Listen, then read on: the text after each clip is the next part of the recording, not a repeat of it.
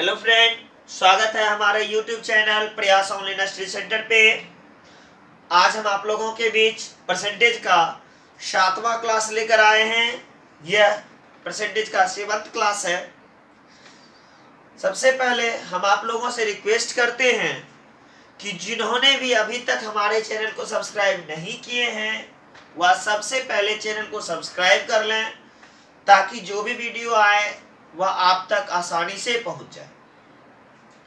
तो आज हम परसेंटेज के 7th क्लास में किस सेक्शन को देखने वाले हैं यह मैं पहले आपको बता देता हूं। आज हम लोग परसेंटेज के उन भाग को देखेंगे जिसमें परसेंटेज के साथ पॉपुलेशन जनसंख्या के बारे में रहता है, या इनकम और एक्सपेंस आय और खर्च के बारे में रहता है। इसके अलावे कुछ मूल्य वृद्धि से रिलेटेड सवाल भी रहते हैं। उन सारे सेक्शनों का अध्ययन आज हम परसेंटेज के तहत करेंगे। तो सबसे पहला जो क्वेश्चन है वह आज है हमारा आप लोगों के बीच। लिखना आरंभ करें। जैसा कि आप लोग ये जानते हैं कि हमारे क्लास में जो भी क्वेश्चन होता है वह मैं बोलते जाता हूं, और साथ साथ अगर आप वीडियो देखते हैं एक कॉपी कलम के साथ बैठे और जो भी क्वेश्चन कहा जाए उसे नोट करने की प्रवृत्ति लाएं। इससे क्या होगा कि आप दोबारा जब एग्जाम के टाइम में पूरा वीडियो नहीं भी देख पाइएगा तो सरसरी निगाह से आप अपने कॉपी को देख लीजिएगा, तो उस समय आपका रिवीजन हो जाएगा। तो रिवीजन के ख्याल से हमेशा आपको जाके नेट के माध्यम से वीडियो ना देखना पड़े, इसलिए आप लिखना निश्चित रूप से प्रारंभ कर लिया करें और एक कॉपी रखें, उसमें नोट करते चले ऑनलाइन क्लास का। तो आज का मेरा पहला जो पॉपुलेशन से रिलेटेड सवाल है, पॉपुलेशन अर्थात जनसंख्या और प्रतिशत से रिलेटेड सवाल। देखिए सवाल किस टाइप का रहता है। सवाल है एक कस्बे की जनसंख्या। एक कस्बे की जनसंख्या 8000 है। एक कस्बे की जनसंख्या 8000 है। इस कस्बे की जनसंख्या में 5% की दर से वार्षिक वृद्धि होती है। इस कस्बे की जनसंख्या में 5% की दर से वार्षिक वृद्धि होती है। बताएं कि 3 वर्ष के अंत में, बताएं कि 3 वर्ष के अंत में इस कस्बे की जनसंख्या क्या होगी। तो देखिए मेरा सवाल क्या था, एक कस्बे की जनसंख्या 8000 है। तो जो कस्बे की जनसंख्या दिया हुआ है उसे आप पहले लिख दें। एक कस्बे की जनसंख्या कितना है, पॉपुलेशन जो है वह कितना है, 8000 है। इस कस्बे की जनसंख्या में 5% की दर से वार्षिक वृद्धि होती है। या तो जनसंख्या में वृद्धि होगी या तो जनसंख्या में कमी होगी। तो वृद्धि जो हो रहा है, इंक्रीजिंग जो हो रहा है, वह किस रेट से हो रहा है, 5% के रेट से हो रहा है। तो बताएं कि 3 वर्ष के बाद कस्बे की जनसंख्या क्या होगी। कितने समय के बाद पूछा जा रहा है, 3 वर्ष के बाद जो कस्बे की जनसंख्या है वह क्या हो जाएगी। देखिए इस टाइप के सवाल को हम चाहे कंपाउंड इंटरेस्ट से बना सकते हैं या फिर परसेंटेज से डायरेक्ट बना सकते हैं। 3 वर्ष के बाद जो जनसंख्या होगी वह क्या होगी, आफ्टर 3 ईयर वहां का जो पॉपुलेशन है वह क्या होगा। तो वह पॉपुलेशन इक्वल टू कितना हो जाएगा, जो जनसंख्या दिया है वर्तमान का उसे हमें लिख देना। तो जो वर्तमान की जनसंख्या लिख दिए, लिखने के बाद क्या या तो जनसंख्या बढ़ रही होगी या तो जनसंख्या घट रही होगी। क्या वर्ष के बाद, 3 वर्ष के बाद। तो हम लिख देते हैं आफ्टर 3 ईयर्स, 3 वर्ष के बाद उस कस्बे की जनसंख्या क्या होगी। 8000 जो है वह लिख दिए। या तो जनसंख्या बढ़ेगा या तो जनसंख्या घटेगा। अगर वृद्धि रहे तो आपको 100 में जोड़ते चलना है और कमी रहे तो 100 में से घटाते चलना है। 3 वर्ष पूछा था तो कितना बार यह कार्य करना होगा आपको, 3 वर्ष है तो 3 बार। अगर इसी में वृद्धि या कमी अलग अलग दर से होती तो हम क्या करते, वृद्धि रहती तो 100 में जोड़ते, कमी रहती तो 100 में से घटाते। यहाँ तो 5% की दर से वृद्धि है, 3 वर्ष है तो कंटिन्यू क्या लिख दिए, 3 बार कितना, 1 2 3 बार। अब कटता है तो कटा लीजिए, 21 पंचे 105, 20 पंचे 100। देखिए एक बार जो कटा वही तीनों वही कटेगा, यहाँ same to same copy paste, 21/20। अब देखिए क्या जीरो, 1 2 3 जीरो नीचे से, 3 जीरो यहाँ से भी कटा लीजिए, 2 दूनी 4 दूनी 8, ये 8 8 कट गया। ऐसा नहीं कि 2 से 4 दूनी 8, फिर 2 दूनी 4, फिर 2 एकम 2, इससे आपका समय ज्यादा लगेगा। 21 गुना 21 गुना 21, 21 का क्यों कितना होता है भाई, 9261, अर्थात 3 वर्ष के बाद जो इस कस्बे की जनसंख्या है वह बढ़कर 9261 हो जाए। चलिए नेक्स्ट सवाल इसी टाइप से देखते हैं, 1 2 सवाल हम आप। तो नेक्स्ट सवाल है, एक गांव की जनसंख्या, गांव कस्बा शहर मोहल्ला कुछ भी रहे, एक गांव की वर्तमान जनसंख्या 12,000 है। देखिए सवाल क्या कर रहा है, एक गांव की वर्तमान जनसंख्या 12,000 है, इस कस्बे की जनसंख्या में प्रथम वर्ष 10% की वृद्धि होती है। इस कस्बे की जनसंख्या में प्रथम वर्ष 10% की वृद्धि हो रही है। तो चलिए प्रथम वर्ष क्या करा है, 10% वृद्धि, द्वितीय वर्ष 20% की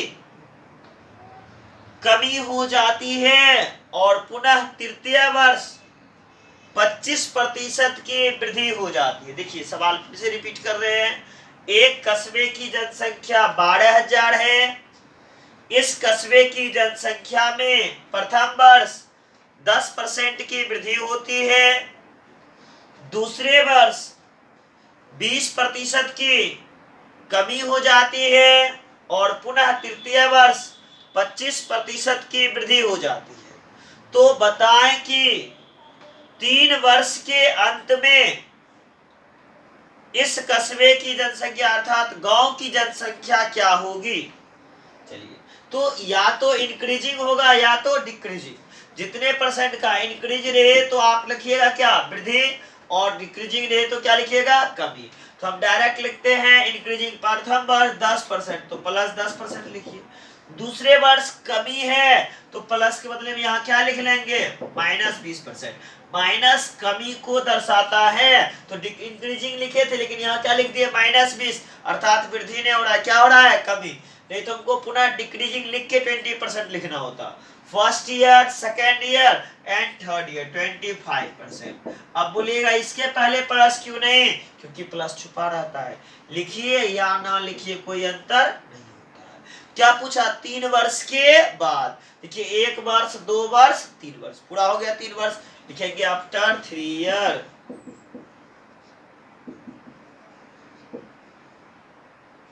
तीन वर्ष के बाद जनसंख्या क्या हो जाएगी। चलिए जो पॉपुलेशन है उसे आप क्या करिए, लिख दीजिए। लिखने के बाद या तो जनसंख्या बढ़ रही होगी या तो घट रही होगी।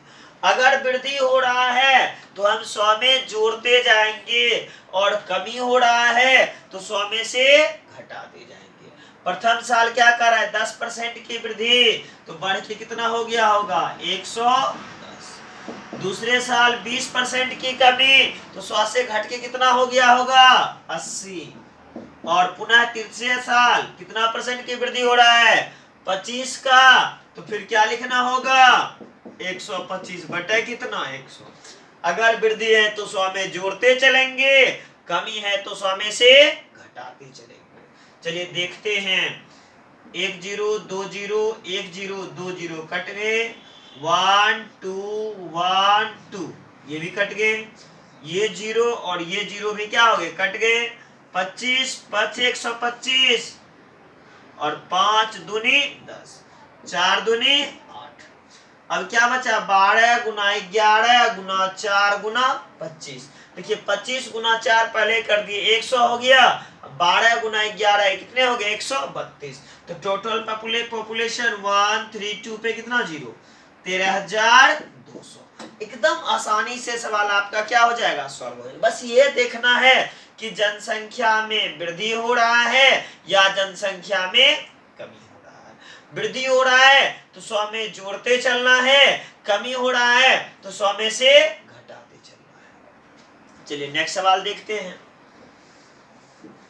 नेक्स्ट सवाल है हमारा, किसी वस्तु के मूल्य में 10% की दर से अवमूल्यन होती है। देखिए अवमूल्यन और अधिमूल्यन दो वर्ड होता है। अवमूल्यन का तात्पर्य होता है किसी वस्तु के मूल्य का घट जाना और अधिमूल्यन का तात्पर्य होता है किसी वस्तु के मूल्य में वृद्धि हो जाना। अगर कहीं भी हमें अवमूल्यन मिले तो ये समझना है कि वस्तु का मूल्य क्या हो रहा है, घट रहा है, और अधिमूल्यन मिले इसका तात्पर्य है वस्तु का मूल्य बढ़ रहा है। तो चलिए आप भी ये सवाल को देख के अच्छे से समझ लीजिए और फिर सवाल को सॉल्व करिए। तो सवाल मेरा यहाँ क्या है, किसी वस्तु के मूल्य में 10% की दर से अवमूल्यन होती है यदि वस्तु का वर्तमान मूल्य प्राइस 7290 रुपये है। यदि वस्तु का वर्तमान मूल्य 7290 रुपये है तो बताएं कि 3 वर्ष पूर्व वस्तु का मूल्य क्या था। कितने दिन पहले, 3 वर्ष। मूल्य में इंक्रीजिंग या डिक्रीजिंग, डिक्रीजिंग किस दर से, 10% की दर से। अब परसेंट में है, डिक्रीजिंग लिखे तो माइनस लिखने की आवश्यकता नहीं है। सवाल मेरा क्या कर रहा है, किसी वस्तु के मूल्य में 10% की दर से अवमूल्यन होता है। यदि वस्तु का वर्तमान मूल्य 7290 रुपये है तो बताएं कि 3 वर्ष पूर्व वस्तु का मूल्य क्या था। तो हमें 3 वर्ष पूर्व, 3 ईयर एगो, 3 साल पहले जो वस्तु खरीदा गया था उसी समय से दाम घटना प्रारंभ हो गया। तो जो वस्तु हम 3 साल पहले खरीदे होंगे उस समय उस वस्तु का कुछ ना कुछ प्राइस रहा होगा। तो हम सबसे पहले जिस समय वस्तु को खरीदे थे उस समय का प्राइस मान लेते हैं कितना रुपया, x रुपया। ये डिक्रीजिंग परसेंट लिखा हुआ है कि मूल्य में कमी, ये नहीं कि x, ये था डिक्रीजिंग परसेंट। ये क्या मान ले, वस्तु का मूल्य माना कि x रुपया। कितना रुपया, x रुपया। वस्तु का मूल्य कितना रुपया मान लिए, x रुपया। अब इस x रुपया से या तो उस समय से मूल्य घटते जा रहा होगा या तो मूल्य बढ़ते जा रहा होगा। अगर घटते जा रहा होगा तो 100 में से घटाते चलना है, अगर बढ़ते जा रहा होगा तो 100 में से बढ़ाते चलना है। तो x रुपया वर्तमान मूल्य जिस समय खरीदे थे उस समय का, अब 10% डिक्रीजिंग हो रहा है। पहले साल 10 घटा होगा तो घट के कितना, 90। फिर दूसरे साल अवमूल्यन हुआ 10% तो घट के फिर कितना, 90। फिर तीसरे साल 10 घटा होगा कितना, घट के 90। कितने साल हो गए, 1 साल, 2 साल और ये 3 साल। यानी जितने साल तक वस्तु के मूल्य में अवमूल्यन हो रहा है उतने साल तक 100 में से घटा के हमको लिखते चलना है। अब घटते घटते घटते क्या साल तक, 3 साल तक इस वस्तु का मूल्य घटकर कितना हो गया, 7290। जैसे कि ये मार्कर जिस समय हम खरीदे थे उस समय कुछ इसका प्राइस रहा होगा। अब इस मार्कर का प्राइस प्रत्येक साल के अंत में 10% घट जाती है। अगर जैसे 100 का मार्कर है तो 10% घटने का अर्थ कितना हो गया, 90। अब फिर जो रेट घटेगा वो 90 से ही घटेगा, 100 से नहीं। तो वही हो रहा है कि जो वस्तु खरीदा गया था उस समय उस वस्तु में अवमूल्यन हो रही है। किस दर से, 10% की दर से। कैसा, 3 साल, 1 2 3, जो घटते घटते कितना हो गया, 7290। अब इसे कटाते हैं, 1 0, ये 0 कट गए, 0 0 0 0 कट गए। देखिए 9 का क्यू 729 होता है। अगर आपको पता हो तो आप डायरेक्ट लिख सकते हैं, अगर नहीं तो 9 से पहले कटाइए, 9 8 72, 9 1 9, फिर 9 से कटाइए, 9 9 81, फिर 9 से कटाइए, 9 9 कट गया। तो कटाने में, घटाने में, जोड़ने में अगर आपने ज्यादा समय दिया तो आपका सवाल बनाने का जो स्पीड है वह कम हो जाएगा, आप स्लो हो जाइएगा। तो फास्ट करने के लिए आपका जोड़ घटाव गुणा भाग क्या होना चाहिए, फास्ट होना चाहिए, जिससे आपका सवाल बनाने का स्पीड जो है वह बढ़ जाएगा। स्पीड एंड एक्यूरेसी जरूरी है। मैथ में आपका स्पीड और एक्यूरेसी जरूरी है, अर्थात आपका तेज होना भी चाहिए और एक्यूरेट आंसर भी होना चाहिए। तो x का वैल्यू यहाँ क्या हो गए 100 गुने 100, इधर क्या नहीं कुछ तो एक कितना हो गया 100 गुना 100 अर्थात 10,000। तो जिस समय वस्तु खरीदी गई थी उस समय वस्तु का मूल्य 10,000 रुपया था, जो 10% की दर से अवमूल्यन होते होते 3 साल के बाद घट के क्या रुपया का हो गया 7290। तो याद रखना क्या है, अवमूल्यन का अर्थ होता है मूल्य का घट जाना और अधिमूल्यन का अर्थ होता है मूल्य का बढ़ जाना। चलिए एक अधिमूल्यन से रिलेटेड भी सवाल को देखेंगे। देखिए सवाल है, किसी वस्तु के मूल्य में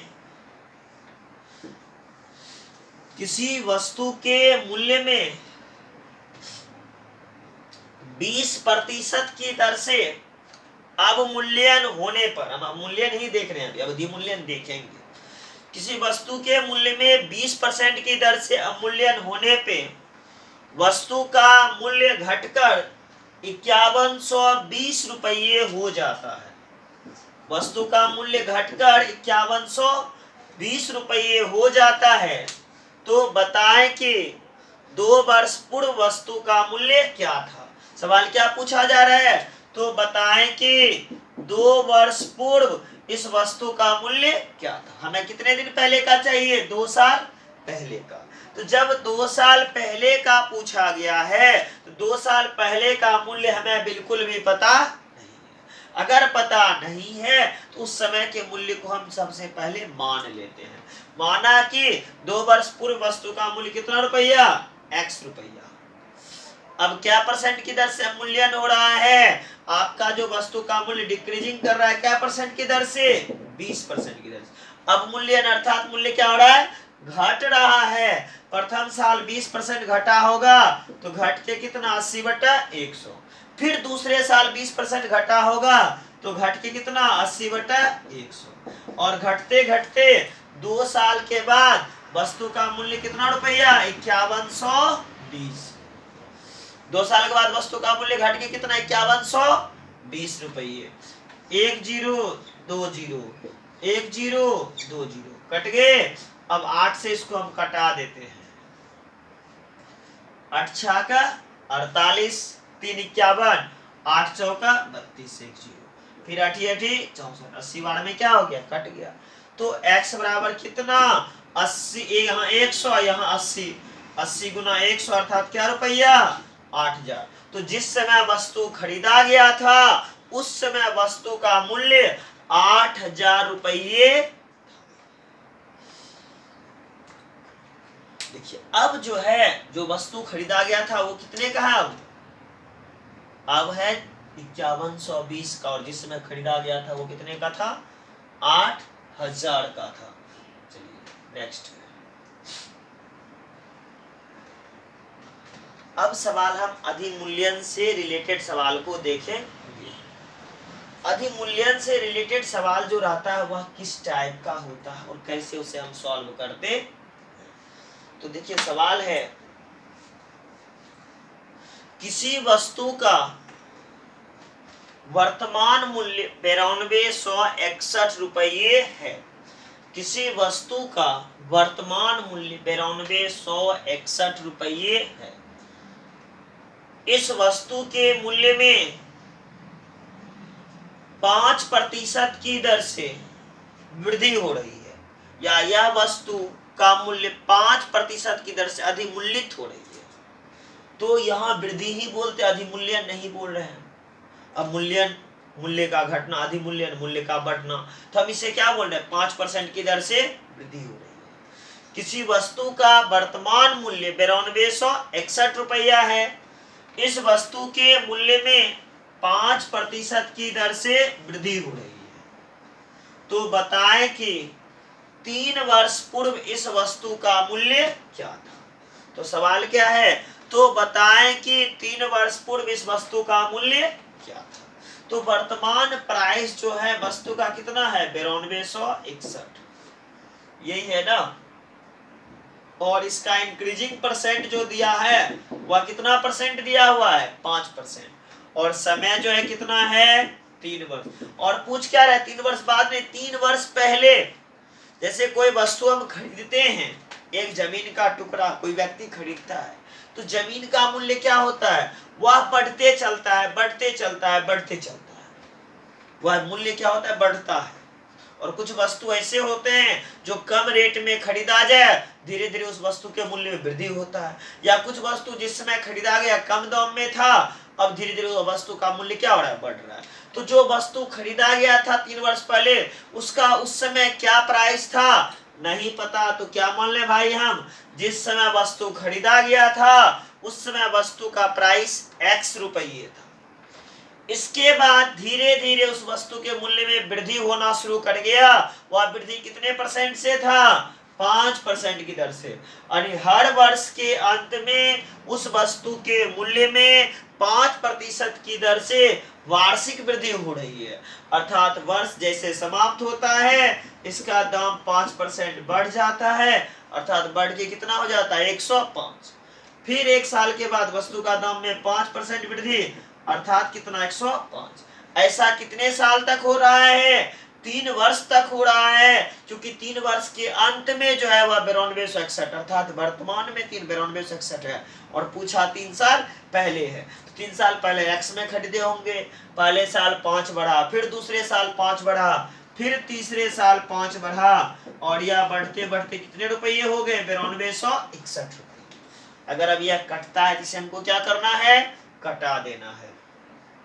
21 पंचे 105, 20 पंचे 100, फिर 21 पंचे 105, 20, 21 बटा 20। देखिए 21 का क्यूब 9261। अब हम स्टेप बाय स्टेप छोटा छोटा में नहीं कटाएंगे। आपको निश्चित रूप से 1 से 25 तक का कम से कम स्क्वायर एंड क्यूब याद होना चाहिए। अगर आप एक बेहतरीन कंपटीशन के स्टूडेंट हैं तो आप निश्चित रूप से जो बेसिक स्क्वायर एंड क्यूब है 1 to 25 तक का आप निश्चित रूप से याद रखिए। और उसका वर्गमूल या घनमूल निकालने का तरीका आपको पिछले वीडियो में दिया हुआ है। उस वीडियो को देखकर आप चाहें तो वर्गमूल और घनमूल को आसानी से निकाल सकते हैं। तो हमेशा एक ही चीज को बता के समय को वेस्ट करने से कोई फायदा नहीं है। आप धीरे धीरे कटाइए, आपका कट जाएगा, लेकिन धीरे धीरे कटाने से आपका समय निश्चित रूप से जाएगा। एग्जाम जब हम देते हैं तो हम लोग एक साथ पढ़ते हैं, कुछ स्टूडेंट जल्दी बताते हैं और कुछ लेट से। तो जिसका बेसिक अच्छा होता है, जिसका जोड़ घटाव गुना अच्छा होता है, जो स्टूडेंट सतत अभ्यास से अपना बेसिक मैथ अच्छा कर चुका होता है, उसके द्वारा लिए गए समय का मान निम्नतम होता है। और जिस स्टूडेंट का बेसिक अच्छा नहीं होता है उसके द्वारा लिए गए समय का मान अधिकतम होता है। तो आप समय को कम से कम लीजिए और x का वैल्यू यहाँ निकाल दीजिए। 2 दूनी 4 दूनी 8, 8 गुने कितने 1, 1 2 3 0, अर्थात जिस समय वस्तु खरीदा गया था उस समय वस्तु का प्राइस 8000 रुपये था। तो इंक्रीजिंग और डिक्रीजिंग से रिलेटेड जो सवाल आते हैं एग्जाम में उसे आप आसानी से अब सॉल्व कर सकते हैं। इस टाइप के सवाल को आप अपने बुक से बनाने का कोशिश करिए। अब हम दूसरे टाइप के सवाल को देखते हैं। हम अभी जब वीडियो शुरू कर रहे थे तो आपको बताए थे इनकम, एक्सपेंस एंड सेव, आय, व्यय और खर्च से रिलेटेड सवाल को हम देखेंगे। तो अब जो हम सवाल देख रहे हैं वह जनसंख्या या वस्तु के मूल्य वृद्धि से रिलेटेड नहीं है। अब जो मेरा सवाल है वह वस्तु के मूल्य वृद्धि से रिलेटेड है, सॉरी वस्तु के मूल्य वृद्धि से रिलेटेड नहीं है। अब जो सवाल होगा वह जो सवाल है आय, व्यय और बचत से रिलेटेड है।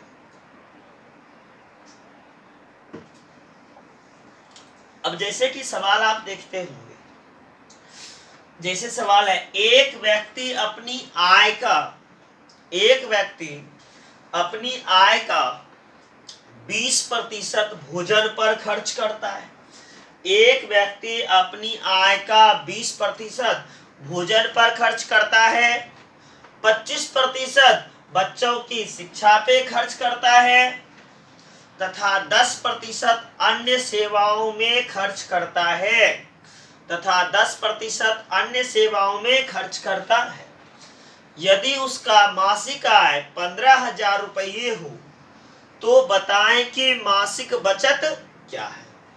तो सवाल जो है वह क्या है, वह जो खर्च कर रहा है कहाँ कहाँ कर रहा है। एक व्यक्ति अपनी आय का 20% भोजन पे, 25% बच्चों की शिक्षा पे, तो जो जो खर्च कर रहा है, और 10% अन्य सेवाओं पे खर्च करता है। एक व्यक्ति है जिसके पास जो भी पैसे आते हैं उनमें से वह 3 जगह खर्च करता है। सबसे पहले 20% फूड पार्टिकल पे, 25% चाइल्ड एजुकेशन पे एंड 10% अदर कहीं खर्च करता है। तो सवाल क्या कह रहा है, एक व्यक्ति अपनी आय का 20% भोजन पे, 25% बच्चों की शिक्षा पे तथा 10% अन्य सेवाओं पे खर्च करता है। तो उस व्यक्ति का जहां जहां खर्च है, खर्च 2 प्रकार से आप पैसे को कर सकते हैं। जैसे 100 रुपया लेके चले, उस 100 में से निकाल निकाल के खर्च करते चलिए, या जो शेष बचता है उसका खर्च करिए। तो 2 तरह का, एक रिमाइंडर वाला और एक डायरेक्ट वाला। यहाँ जो सवाल है क्या कह रहा है, एक व्यक्ति अपनी आय का 20% भोजन पे, 25% बच्चों की शिक्षा पे और 10% अन्य सेवाओं पे खर्च करता है। इन तीनों को मिलाकर वह कितना खर्च कर लिया, 55% वह व्यक्ति क्या करता है, खर्च कर लेता है। और फिर क्या कर रहा है, उस व्यक्ति का मासिक आय अर्थात क्या, इनकम कितने हजार रुपये हैं, 15,000 रुपये हैं। तो बताएं कि उस व्यक्ति का बचत क्या है, सेव क्या है। उस व्यक्ति का हमें क्या चाहिए, बचत चाहिए। तो बचत बराबर होता क्या है भाई, बचत बराबर क्या, इनकम माइनस क्या, एक्सपेंस। आपके पास जो पैसे आए और इसमें से जो भाग आपने खर्च कर दिया, अगर आय में से व्यय को घटा दें तो जो बचा हुआ क्या होगा, आपका बचत होगा। आपका इनकम कितना है, 100% है, और इसमें से जो आपने खर्च किया वह कितना किया, 55। 100 में से 55 घटा दीजिए तो आपका बचत कितना परसेंट हो गया, 45% आप पैसे की क्या करते हैं, बचत करते हैं। आपके पास जो पैसे हैं उसका 45% आप क्या करते हैं, बचत करते हैं। तो बचत बराबर कितना हो गया, 15,000 का क्या, 45 बटे कितना, 100। ये आपका क्या है, बचत है। तो देख लीजिए बचत क्या है भाई, 0000 कट गया, 15 पचे 75 का कितना हो गया, 5 केडी क्या बच गया, 7, 15 चौका 60 और 7 कितना, 67। तो व्यक्ति का जो बचत है वह क्या रुपया है, 6750 रुपये। वह व्यक्ति अपनी आय का 6750 रुपये बचत करता है। चलिए एक सवाल और इसी टाइप का हम और देखते हैं। चलिए अब सवाल है, एक व्यक्ति अपनी आय का, एक व्यक्ति अपनी आय का 40% भोजन पे खर्च करता है। एक व्यक्ति अपनी आय का 40% भोजन पे खर्च करता है, 20% आवास पे खर्च करता है, 10% बच्चों की शिक्षा पे खर्च करता है तथा 5% अन्य सेवाओं पे खर्च करता है। देखिए सवाल क्या कह रहा है, एक व्यक्ति अपनी आय का 40% भोजन पे खर्च करता है।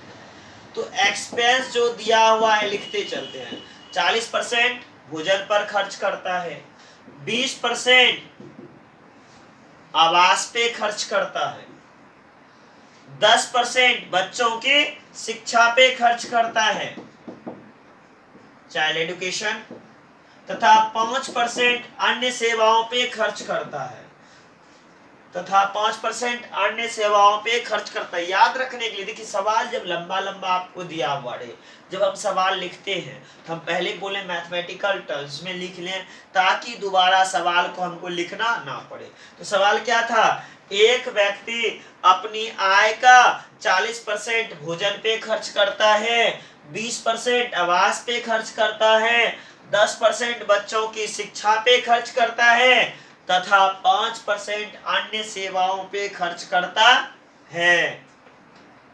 यदि उस व्यक्ति की मासिक आय 12,000 रुपये हो तो बताएं कि उस व्यक्ति की त्रैमासिक बचत क्या है। क्वार्टरली बचत, त्रैमासिक का तात्पर्य होता है कि 3 माह का बचत क्या है। तो हमें क्या चाहिए, उस व्यक्ति का बचत चाहिए। तो सबसे पहले हम सवाल देखते हुए खर्च कहाँ कर रहा है। 40% भोजन पे, 20% आवास पे, 10% बच्चों की शिक्षा पे तथा 5% अन्य सेवाओं पे खर्च करता है। तो सारे खर्च को हमें क्या करना, आपस में जोड़ देना है। तो जोड़ लीजिए, 40, 20, 60, 10, 70, 5, 75। यह व्यक्ति 75% क्या करता है, खर्च करता है।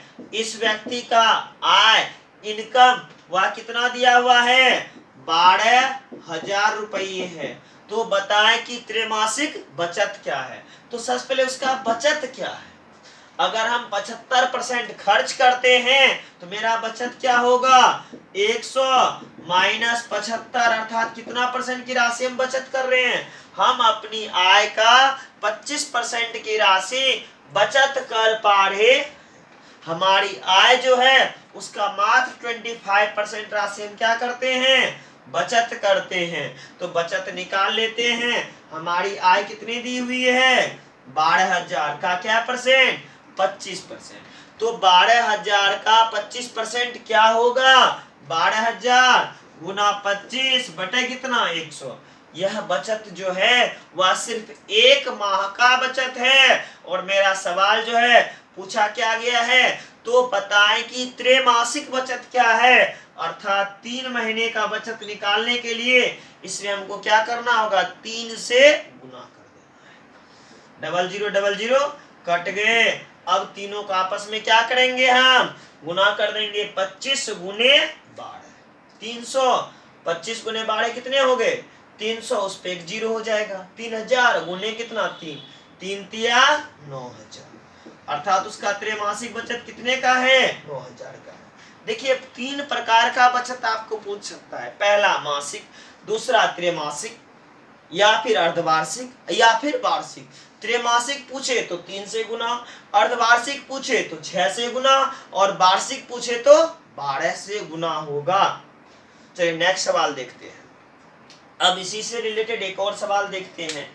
अब सवाल है, एक व्यक्ति का मासिक आय 25,000 रुपये है। एक व्यक्ति का मासिक आय 25,000 रुपये है। एक व्यक्ति का जो इनकम दिया है वह 25,000 रुपये है। वह अपनी आय का 20% भोजन पर खर्च करता है। वह अपनी आय का 20% भोजन पर खर्च करता है। शेष का 25% आवास पे खर्च करता है। शेष का 40% बच्चों की पढ़ाई में खर्च करता है। तो बताएं कि उस व्यक्ति का मासिक बचत क्या है। तो देखिए, जब भी शेष का दिया है, क्या कर रहा है कि एक व्यक्ति का मासिक आय 25,000 रुपये है। वह अपनी आय का 20% भोजन पे खर्च करता है। शेष का 25% आवास पे खर्च करता है और शेष का 40% बच्चों की शिक्षा पे खर्च करता है। तो बताएं कि उसका मासिक बचत।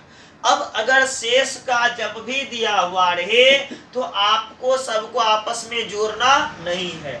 हम टोटल 25,000 रुपये लेके चलेंगे और सबसे पहले इस पैसे में से 20% राशि हम कहाँ दे देंगे, भोजन पे दे देंगे। तो 25 का 20% जैसे भोजन पे खर्च किए, अब मेरे पास शेष कितना परसेंट बच गया होगा, 80%। अब इस पैसे का जो मेरे पास शेष राशि बचा है उस राशि का 25%, यानी शेष राशि जो बच गया इसका 25% खर्च कर देंगे, तब कितना बच जाएगा मेरे पास, 75%। फिर जो राशि शेष बच जाती है इस राशि का 40% भोजन पे खर्च कर देंगे तो शेष कितना बच जाएगा, 60%। जब भी आपको शेष दिया रहे, जितना बार भी आपको शेष दिया हुआ रहे, उतना बार 100 में से घटाकर लिखना है। उतना बार हमें क्या करना है? 100 में से घटाकर लिखना है। तो चलिए घटाकर लिखते चलते हैं और इसको सॉल्व करते हैं। तो पहला 20% बोला था तो 100 में से 20 घटा है, दूसरा 25 बोला तो 25 घटा है, और तीसरा 40 बोला तो 100 में से 40। तो शेष जब भी दिया हुआ रहे तो हमेशा 100 में से घटाकर लिखना है, और शेष ना दिया हुआ रहे तो आपको डायरेक्ट लिखना है, यानी सब खर्च को आपस में जोड़ देना है और बाद में 100 में से घटा देना है। अब इसे सॉल्व करते हैं। 1 0 2 0 1 0 2 0 1 0 2 0 1 0 2 0 कट गए। 25 चौका 100। देखिए आसानी से कट रहा है, कहीं कोई दिक्कत नहीं हो रहा है। फिर चाहते तो जीरो भी कटा लेते। 4 दूनी 8, एकदम आसानी से कट गया। अब गुना करिए 75 गुना 2, यानी 75 गुना 2 150, और गुना कितना 15, 15 छक्का 90, अर्थात उसका मासिक बचत जो है कितना रुपया है? 9,000 रुपया। बस दोनों सवाल में अंतर क्या था? अगर शेष पूछा जाए, जितना बार भी शेष के उतना बार 100 में से घटाकर लिखना है, और शेष ना कहे तो सारे खर्च को आपस में जोड़ देना है और एक साथ ही 100 में से घटाकर लिख देना है। देखिए अब इसी टाइप का एक और सवाल देखिए। एक व्यक्ति अपनी मासिक आय का 25% भोजन पे खर्च करता है। एक व्यक्ति अपनी मासिक आय का 25% भोजन पे, फूड पार्टिकल पे कितना 25% खर्च करता है। शेष का 40% आवास पे खर्च करता है। रेस्ट का 40% कहाँ? रेसिडेंस पे, आवास पे खर्च करता है। शेष का 30% बच्चों की शिक्षा पे खर्च करता है। चाइल्ड एजुकेशन पे क्या परसेंट? 30% खर्च करता है, तथा 25% अन्य सेवाओं पे खर्च करता है, तथा 25% अन्य सेवाओं पे खर्च करता है। अदर पे वह कितना कर रहा है? अदर सेवा पे वह 25% खर्च कर रहा है। यदि उस व्यक्ति का मासिक बचत 1750 रुपये है, यदि उस व्यक्ति का मासिक बचत 1750 रुपये है, तो बताएं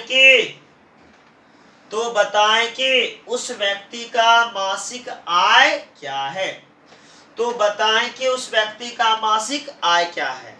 इस बार आपको डायरेक्ट आय पूछा गया और दिया क्या है? बचत। हमें क्या निकालना है? वह जो व्यक्ति है और उस व्यक्ति का जो मासिक आय है वह क्या है। तो जहां मासिक आय नहीं दिया हुआ है, सबसे पहले उस व्यक्ति का मासिक आय कितना रुपया मान लिए? हम x रुपये मासिक आय मान लिए। x रुपये मासिक आय मानने के बाद वह जहां जहां खर्च करते चलता है वहां खर्च कर देते हैं। सबसे पहले फूड पार्टिकल पर उसने 25% खर्च कर लिया, उसका बचत क्या होगा? 75/100। फिर उसने क्या किया? 40% भोजन पे खर्च किया, तो उसका बचत कितना हो गया? 60/100। फिर उसने 30% कहाँ खर्च कर लिया? बच्चों की शिक्षा पे, तो बचत क्या होगा? 70/100। फिर 25% कहाँ खर्च कर लिया? बच्चों की शिक्षा पे, चाइल्ड एजुकेशन पे, तो बचत कितना होगा उसका? 75/100। और यह बचाते बचाते जो उसके पास पैसा बचा है वह कितना रुपया बचा है खर्च करके? अंत में खर्च करते करते करते अंत में जो बचा हुआ कितने के बराबर है? 1750। तो इक्वल टू कितना लिख दीजिएगा? 1750 रुपये। अब इसे आपको क्या करना है? सॉल्व कर देना है। तो सॉल्व कैसे होगा? 25 या 75, 25 चौका 100। फिर इसको कटाते हैं, 25 या 75, 25 चौका 100।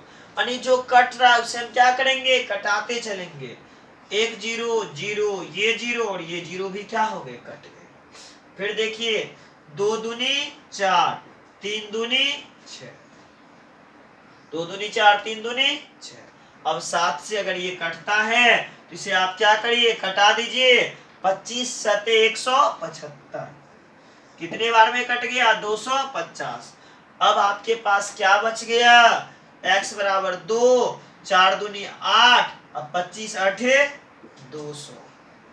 1 जीरो इसका डालिए, 2 जीरो यहाँ का डालिए, अब बटे कितना, 3 तिया 9 तिया 27। 3 तिया 9 तिया 27। तो देखिए कितना हो गया, 2 लाख बटे कितना, 27 रुपए। ये किसमें आ गया, रुपये। अब कहिएगा ये तो बटा 27 कट नहीं रहा है। जरूरी नहीं कि हमेशा आपका जो है वह कटे, आप इसे रुपये के साथ पैसे में बदल सकते हैं और रुपया और पैसा में बदल लीजिए। कैसे, 2 लाख में 27 से भाग देकर बदलना है। भाग दीजिए और बदल लीजिए। भाग अब कितने बार में लगेगा, परेशानी एक भाग कैसे दे, 27 से जो भाग देना है वह भाग कैसे दें, आसानी से दें। कैसे, 200/27 है तो कितना बार में भाग लगेगा भाई, नहीं पता, 6 बार में कि 7 बार में, 7 बार में भाग लगेगा। कितना बार में लगेगा, 7 बार में। अब नहीं पता चल रहा है तब तो आपको ये करना होगा, 7 कैसे आया, भाग किससे दीजिएगा, 27 से। 7 बार में देखिए, 7 सते 49 का 9, 7 दूनी 14 4 18। देखिए 7 बार में बोले एकदम 7 बार में एक्यूरेट भाग लग गया। आपको पता होना चाहिए छोटे छोटे भाग, ये सब भाग देने के लिए साइड जाने की आवश्यकता नहीं है। चलिए 10 में से 9 आ गया, क्या बच गया 1, और ये फिर 9 में से 8 गए, फिर क्या बच गए 1, 2 में से 1 गया, 1 में से 1, सॉरी ये तो कैरी ले लिया ना, 1 में से गए, क्या बच गए 0। चलिए अब फिर 1 0 नीचे। अब कितने बार में लगेगा, 3 बार, 4 बार, देख लीजिए 4 बार में लगता है। 4 से भाग दे दीजिए, 7 चौका 28, 4 दूनी 7 चौका 28, 4 दूनी 8, 2 10, 108। चलिए अब दीजिए, ये कितना हुआ 10, 10 में से 8 गया 2, 0 0 कैंसिल, फिर ये 0 20। अब तो भाग लगने वाला नहीं है। चलिए तो यहाँ क्या करेंगे, एक यहाँ 0 डाल के 1 0 और नीचे उतार देंगे, और फिर कितने बार में भाग लग जाएगा फिर भाई, देखिए इस टाइप का क्यों आया। अब फिर देखिए अभी तुरंत 7 दिए थे ना, यहाँ क्या देना हो जाएगा आपको, फिर से 7, और 7 जैसे दे दिए, अब भाग होके कितना हो जाएगा 180। अब जो भाग लग रहा था वही चीज रिपीट करेगा। पहले क्या हो जाएगा, 11 बचेगा, फिर दशमलव डालिएगा, फिर 0 आएगा, फिर 8 बार में भाग दीजिएगा, यानी 7407 रुपये 74 पैसे आपका आंसर आएगा। 7407 रुपये 74 पैसे आपका आंसर आ जाएगा। ये जो भागफल है यही आपका रुपया आंसर है। तो कितना आया, 7407.74 रुपया आपका आंसर। तो इस टाइप का सवाल आए तो घबराना नहीं है, आसानी से स्टेप बाय स्टेप सॉल्व करके आंसर देना है। चलिए एक सवाल और देखते हैं। सवाल है, एक व्यक्ति अपनी आय का 25% बच्चों की शिक्षा पे खर्च करता है, चाइल्ड एजुकेशन पे कितना, 25% खर्च करता है। शेष का 20% आवास पे खर्च करता है। शेष का 40% फूड पार्टिकल पर, भोजन पे खर्च करता है, और शेष का 50% अन्य सेवाओं पे खर्च करता है। शेष का 50% अन्य सेवाओं में खर्च करता है। देखिए सवाल फिर से हम दोहराते हैं। एक व्यक्ति अपनी आय का 25% बच्चों की शिक्षा में खर्च करता है, 20% आवास पर खर्च करता है, 40% भोजन पर खर्च करता है, तथा 50% अदर सेवाओं में खर्च करता है। यदि उसका मासिक बचत 720 रुपये हो, यदि उसका मासिक बचत 720 रुपये हो, तो बताएं कि मासिक आय क्या है। फिर से वही सवाल कि मासिक आय क्या है, इनकम क्या है। तो पहले इनकम होता है किसी व्यक्ति का, फिर वह व्यक्ति क्या करता है, खर्च करता है। जब तक व्यक्ति के पास आय ना हो तब तक व्यक्ति खर्च नहीं कर सकता। तो हम इनकम कितना मान लें, एक्स। जो आय है उसे लिखना है। पहले 25 खर्च किया तो बचा कितना होगा, 75। फिर 20 खर्च किया तो उस व्यक्ति के पास कितने बच गए होंगे, 80। फिर 40 खर्च किया तो कितना बच गया होगा, 60। फिर 50 खर्च किया तो कितना बच गया होगा, 50। जितने बार खर्च करते जाए, ऐसा नहीं सबको जोड़िए। देखिए 50, 40, 90, 20, 110 और 25, 135। 100 में 135 खर्च कैसे। तो जब भी शेष कार्य वह कितना भी हो सकता है, कोई दिक्कत की बात नहीं है। जब शेष कार्य तो हमेशा 100 में से घटा के लिखते चलना है। तो घटाते चले, लिखते चले, और अंत में कितना रुपया बच गया, 720 रुपया। तो चलिए अब कटता है तो कटा दीजिए। 25 या 75, 25 चौक 100, 1 0 2 0 1 0 2 0, 50 दूनी 100, 3 दूनी 6, कट गए। फिर इसको कटा दीजिए, 4 दूनी 8। अब इसको कटाना है उस तरफ से। देखिए 3 तिया 9 दूनी 18, 18 चौका 72। एक बार में डायरेक्ट यहाँ कट रहा था तो हम क्या किए, कटा दिए। x बराबर क्या, 40 गुना 100। यहाँ इस बार क्या हुआ, आसानी से कट गया। आपके सवाल का आंसर भी तुरंत आ गया। उस समय क्या हो गया, नहीं कट रहा था तो सवाल का आंसर आने में समय लग रहा था। तो घबराना नहीं है सवाल का आंसर आने में। कभी कभी रुपये के साथ पैसे भी दिए रहते हैं। अगर नहीं कट रहा है तो कोई दिक्कत की बात नहीं है, आप गुना भाग करके तुरंत आंसर दे सकते हैं। चलिए आज के क्लास का लास्ट सवाल हम फिर देखते हैं, और फिर कल जो है हम आप लोगों के बीच एक नया टाइप लेके आएंगे परसेंटेज का। परसेंटेज में कल के क्लास में जो होगा, आपको परसेंटेज के साथ आपको जो होगा क्लास, वह होगा चुनाव से संबंधित प्रश्न। आप देखेंगे इलेक्शन से रिलेटेड सवाल जो है परसेंटेज में बहुत बार पूछा जाता है। तो कल के क्लास में जो आपका सवाल होगा वह चुनाव से संबंधित सवाल होगा। और आज का क्लास आपका क्या चल रहा है, जनसंख्या से रिलेटेड, वस्तु के प्राइस से रिलेटेड, और आय तथा व्यय से रिलेटेड। तो सवाल है,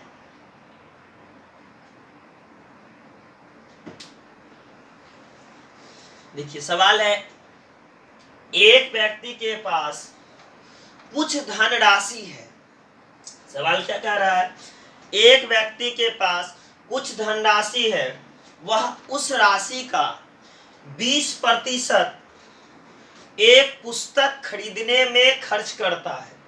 सवाल गौर करिएगा, एक व्यक्ति के पास कुछ धनराशि है, वह उस राशि का 20% एक पुस्तक खरीदने में खर्च करता है।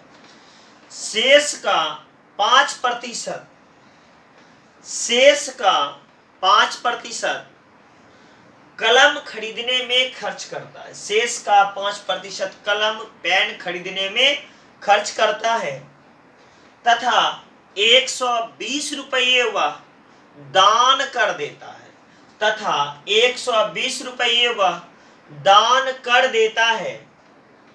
यदि अब उसके पास 1400 रुपये बचे हों, यदि अब उसके पास 1400 रुपये बचे हों, तो बताएं कि उसने कितने रुपये में पेन अर्थात कलम खरीदा था। तो बताएं कि उसने कितने रुपये में पेन अर्थात कलम खरीदा।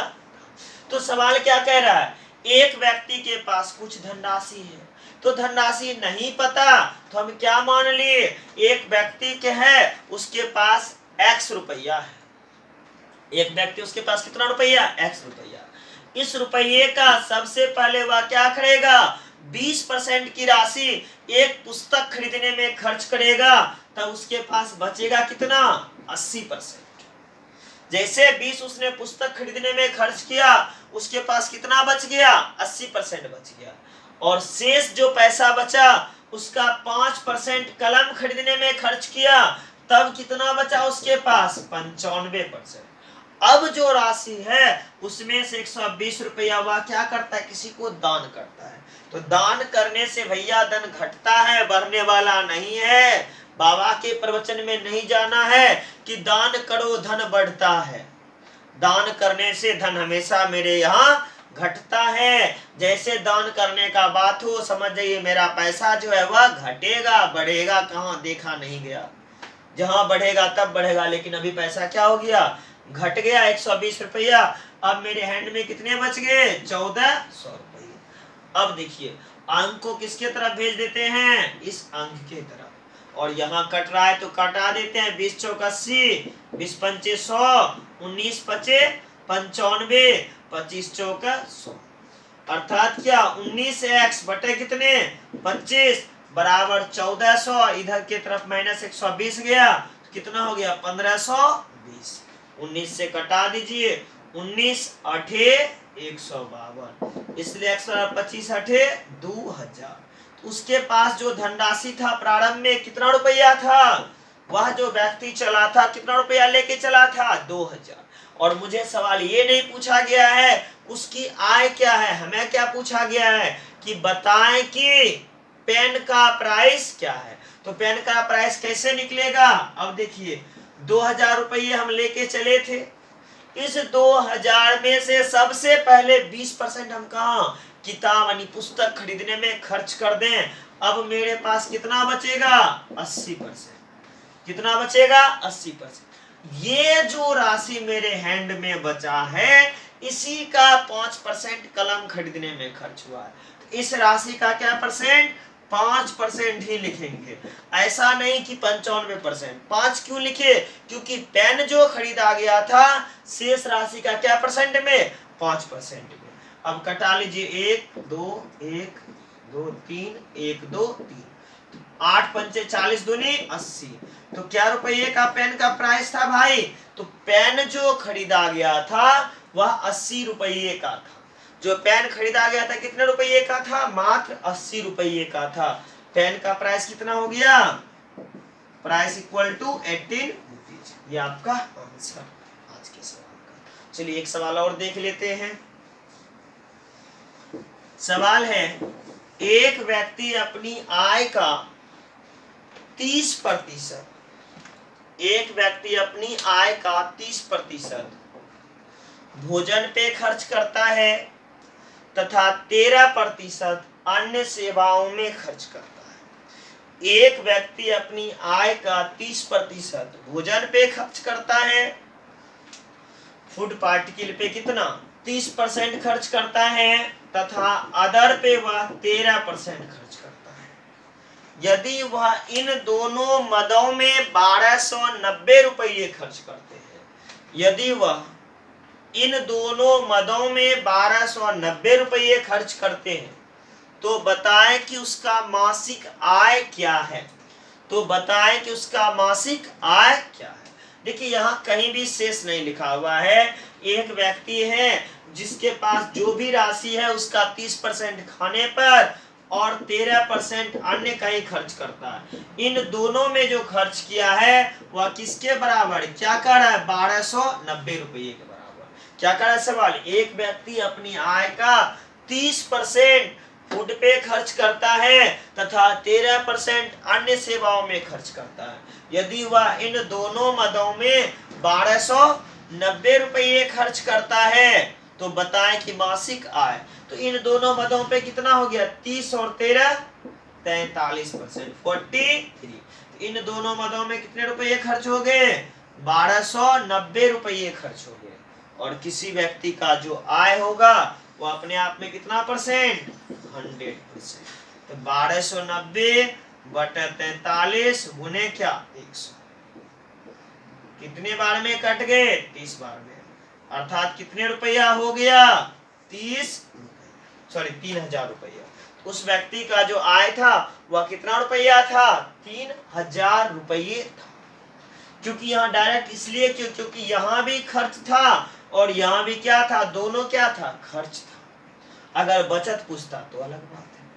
तो चलिए आज के क्लास में हम जो देखे सवाल वह क्या था, आय व्यय से रिलेटेड, इसके अलावा पॉपुलेशन से रिलेटेड अर्थात जनसंख्या से रिलेटेड, तथा आपने जो देखा वह क्या था, मूल्य वृद्धि या मूल्य कमी, अवमूल्यन और अधिमूल्यन से रिलेटेड। तो आज के क्लास में इतना ही, फिर हम आपसे कल मिलते हैं चुनाव से संबंधित सवाल लेके। कल जो हम मिलेंगे वह कौन सा टाइप लेके, चुनाव से संबंधित प्रश्न लेके। आज के लिए इतना ही, फिर मिलते हैं नेक्स्ट क्लास में। बस आप लोग को अगर हमारी वीडियो पसंद आ रही है तो लाइक एवं सब्सक्राइब जरूर करें और अपने दोस्तों के बीच निश्चित रूप से शेयर करें। फिर मिलते हैं नेक्स्ट क्लास में।